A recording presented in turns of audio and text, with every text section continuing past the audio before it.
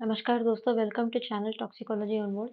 Today in this video we'll be discussing another DABT topic, that is NHANES, that is National Health and Nutritional Examination Survey. So this question is something related to database. Here we are not discussing ABT recertification. Instead, we are directly taking a topic from the ABT brochure 2026. I will show you in the next slide where it is given that particular part in the syllabus. Okay, and we are going through particular paragraph which is given in toxicology risk assessment for beginners. This particular textbook is also mentioned under ABT brochure. So you have to read Clayson textbook, you have to read Hayes Principles of Toxicology with respect to risk assessment. This is the textbook which is recommended by the ABT brochure. So we'll see important thing that here. So please, if you people are having this textbook, please go through page number 163. In case if you are not having, please ping me. I will share the soft copy of this textbook. Okay. So under this, we have big studies, that is NHANES study. So what is, we'll try to understand the concept. What is this NHANES? Okay. So the National Health and Nutritional Examination Survey, okay, NHANES, it is a multi-year. Means this particular survey is not, for example, today I am starting the survey in the year 2026. It is not just taking place in the 1 year. It might last up to 3 years, 4 years, or 5 years. That's why it is multi-year, multi-location. For example, this particular survey is taking place in the US. So US has 50 plus states will be there, like Colorado, Texas, New York, like that. So multi-location, multi-factor, mega study that addresses the health of adults as well as children in the United States. So this particular survey is taking place in the United States. Next, this NHANES, no, this survey, it is coordinated by the Center for Disease Control. So since we are writing the exam with respect to America, so we should be aware of certain agencies, regulatory agencies with respect to US, that is America. So you have to remember about CDC, that is Center for Disease Control. Okay, it is coordinated. Both this survey is coordinated in compliance with this with the CDC. It uses questionnaires. So how the survey? So whenever the survey comes, no, you have certain forms, certain questionnaires will be there. So in this case also, this survey includes certain questionnaires, data sets, okay, other sources of documentation to share survey results and support policy decisions. I would request you to pause the video and this is and check. This is the website of this. Under CDC we have this National Center for Health Statistics. This is your National Health and Nutritional Examination Survey. If you have some time, go back and check the website. Try to explore these tabs, then you will understand how the questionnaires are there. Okay, then numerous reports are released on various chemicals. For example, we have certain chemical, in this case it is nitric oxide or bisphenol A or some hexane or some kind of solvents are there. Then the reports will be released on the survey reports will be released on these chemicals which are having a potential threat or hazard, okay, on various chemicals that may be involved in food or environmental exposures. If this particular body will come to know, regulatory body, whether CDC or this particular survey people, if they come to know that this is certain chemical X is there and there is a potential threat, there is a potential exposure to the population, either through the source of food or environment, then they will consider that chemical and they will try to prepare this kind of reports.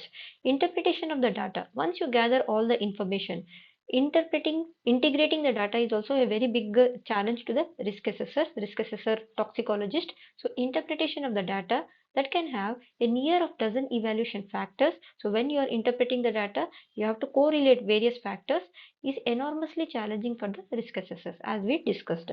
For example, recent survey in the textbook only they have given this table. Result for the data on exhaled nitric oxide, whatever the nitric oxide which we are exhaling, no, includes the following variable factors in the table below. So what the atypical, they have given one example in the textbook, how the survey, what kind of questions are there, very quickly we'll go through. So these are the questions, and like the to the exposed person, no, this kind of questions they'll ask.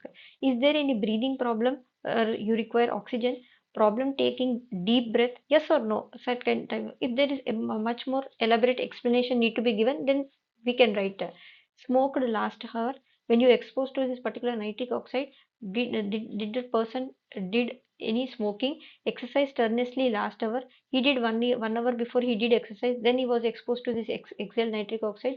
Ate or drink last hour, ate nitric oxide rich vegetables. There are certain vegetables, food sources which are rich in nitric oxide, because nitric oxide is causing vasodilation. Ate nitric oxide rich meats, used oral inhaled steroids 2 days before. See, even before 2 days exposure also, still some residue will be there. Cough, cold and respiratory illness in the last 7 days if the person was sick in the last 1 week. Total number of exhalation attempts. So like this, some survey questions will be there to these exposed person will be filling them. Okay. uh, the data for the exhaled nitric oxide has to be correlated with each of these factors. Also include are the challenges of the strength of the survey. So which location, which kind of population you're asking the question, whether only you're asking males or whether you're only asking females or only you're asking children population, like that. And epidemiological data collection quality. So how, how many questions you are collecting? 10 questions, 20 questions, 15 questions, like that. Okay, the important message is that the explosion or addition of many facets of data evaluation can provide challenges as well as quality issues of the evaluation process. When you have too much of data also, then that time also evaluating the data becomes a very challenging thing. There is a valid concern that conclusion may be drawn from the data without a strong weight of evidence. See, one other thing you have to understand here, the concept. What is the difference between strength of evidence and weight of evidence? I have already made one video with respect to the difference between strength of evidence and weight of evidence. I will put the link in the description. Kindly go through very fastly. If I say, in the case of weight of evidence, no, what is happening? What happens? You have results from various reports. You have to integrate, and you have to come to a conclusion whether certain chemical is having potential threat, yes or no. For example, in the case of genotoxicity, you have in vitro test, in vivo test. For example, you have Ames test which is saying positive, you have chromosome aberration test which is saying negative, you have micronucleus test which is saying positive, or you have certain another test which is saying, so you have two positive, three negative. And you have to also see the concentration, at what concentration, at 2000 microgram per plate, at 5000 microgram per plate. And the test which you have done, is it with metabolic activation, without metabolic activation. And also you have to check whether the study was done in GLP or non-GLP study. So all these factors when you consider from various studies and come to a one particular common conclusion, that is called weight of evidence. In case of strength of evidence, no, it is restricted to one particular report or one particular article. So in that article, whether the article or one particular study, okay, so whether the article was published in a very good journal, whether it has been done in GLP lab or non-GLP lab, like that, it is restricted to one particular study. Whereas in the case of weight evidence, you take 1 to 10 studies you will be taking. Some studies are saying pros, and studies are saying negative. Then you come to a final conclusion, that is called weight of evidence concept. So again, I will give you I will go through the video which I will give in the description, so you will better understand this concept. So in this case also, when you do large, when you are doing multi-year and multi facet and multi location study, you are doing epidemiological data, in this case survey, you have ample data from large population. So the coming to a final conclusion becomes a very much challenging for the risk assessor. Okay, that is what it is saying. Without a strong weight of evidence or known mechanism of action, justification the omitting a robust evaluation of strength of association, whether or means strength of association means you finally got some result, but that result, is it related to the test item or not? To create a causal effect and effect relationship, the strength of association with that particular chemical exposed. Okay, and whether or not there is a strong scientific argument for a causation effect, could lead to erroneous calculation, inaccurate decision making for the risk assessment purpose. So you are understanding how challenging it is. Once you do the study, gather all the information, also interpreting the data, integrating the data, final challenge to the risk assessor or risk decision maker, policy maker, risk communication is uh, very much challenging. All these things, no, they are there as a part of syllabus in the ABT. Like you brochure, if you see, we have risk assessment, risk characterization, risk communication, risk mitigation, um, risk perception. Okay, so as I told you, please go through this particular database. when you have some time, you have various example survey methods they have mentioned. This questionnaire data sets and related documentations are given in the website. You can explore and you can learn. If any question comes, you will be able to answer with respect to any epidemiological data or survey type of question will come, you will be able to answer in the exam. So why we are discussing all these things means, under you can see in the ABT brochure so and so page, it is given use population based biomonitoring studies, a certain temporal trends, something related to questions with respect to temporal trends also you get in exam in environmental exposure. So here the first point, A point, is population level new national studies and databases. Example is NHANES. With respect to NHANES, one more video I have already uploaded in my channel. I'll give you the link in the description, where some more examples I have discussed with respect to NHANES. Other than that, we will not read more about NHANES.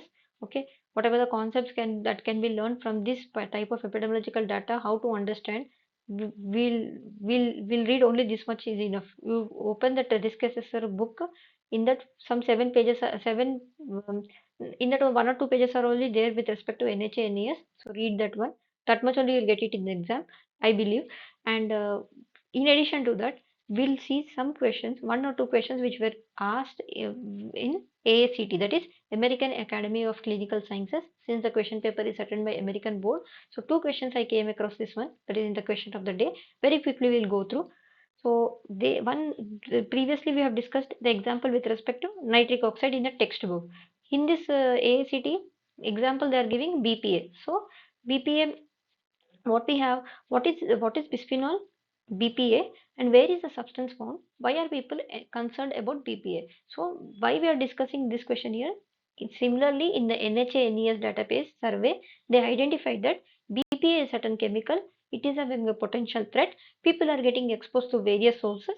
So they release some kind of potential threat and caution statements to the general public. So for that reason, this particular example is discussed here. So we'll see how the NHANES has a role in the case of understanding BPA as a hazardous chemical. Bisphenol A is a chemical widely used to make polycarbonate plastic and epoxy resin. So a lot of water bottles you can see where they say BPA free, they say that BPA is nothing but your bisphenol A. It has various target organ toxicities are there. Very huge number of publications you will get about bisphenol A or B in the PubMed. Polycarbonate plastics have many applications, including use in some food and drinking packaging. So packaging material, plastic materials, they contain BPA such as water, baby bottles, compact disc, impact resistant used to coat metal products, okay, and food cans. In the food cans also, from that also BPA will be leached. Bottle tops, water supply pipes, pipe through which water is supplying, no, in that also these materials which are made of these pipes, no, they contain BPA. BPA can also be found in certain thermal paper products, including some cash registers and ATM receipts. Some dental sealants and composites may also contribute to the BPA exposure. So one reason why people are so much cautious about this exposure to BPA is that this NHANES has released a certain report may be concerned about BPA is because human exposure to BPA is widespread, because we are seeing there are various exposure, not a single exposure is there. How we are going to contain how we are going to stop the exposure?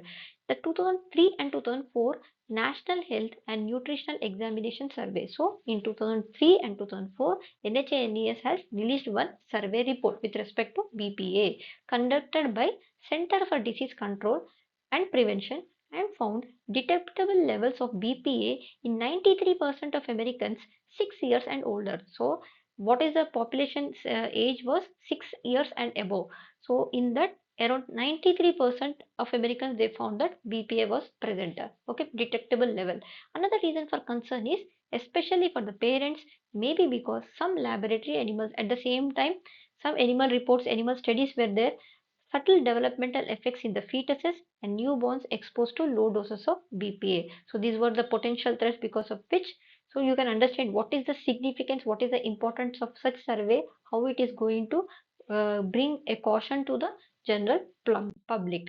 One more important question that we came across in American Academy of Clinical Sciences is NHANES. What is NHANES? NHANES is National Health and Nutritional Examination Survey. program of studies designed to assess health and nutritional status of the adults as well as children in the case of United States. Survey is unique that it combines interviews and physical examinations. They also do some kind of physical examinations like blood levels, um, uh, samples they will be analyzing, clinical chemistry they will be doing. Here example also we see that they have checked lead, particularly in the case of children, no, what is the concentration of lead in the blood samples of this particular exposed population. We'll read it. NHANES is a major program in the case of National Center for Health Statistics. So pause here, go back and check what is NCHS. NCHS is a part of Center for Disease Control, Prevention, and has responsibility for producing vital and health statistics for the nation. It's very important. When you do such surveys, you have huge amount of data. To understand this data, you need to apply statistics. Okay, so once you apply the statistic, then only you can clearly apply that outcome to the population. Then you can prepare some plans, some policies, some process, some how you can safeguard the population. Some toxicological issues, including blood lead levels for various segments of the population, are addressed by NHANES. So now you can understand what is the importance. We have seen two examples. BPA we have seen, nitric oxide from the textbook we have seen, exhaled nitric oxide, and now one more example, lead concentration level. So this is the role of such big epidemiological CDC ka role is there in the case of safeguarding the population. NHANES they are given in the ABT brochure. Okay, so thank you so much. Be curious. For any questions, you can always write a mail to arya.priyanka18@gmail.com. All the best for your exam.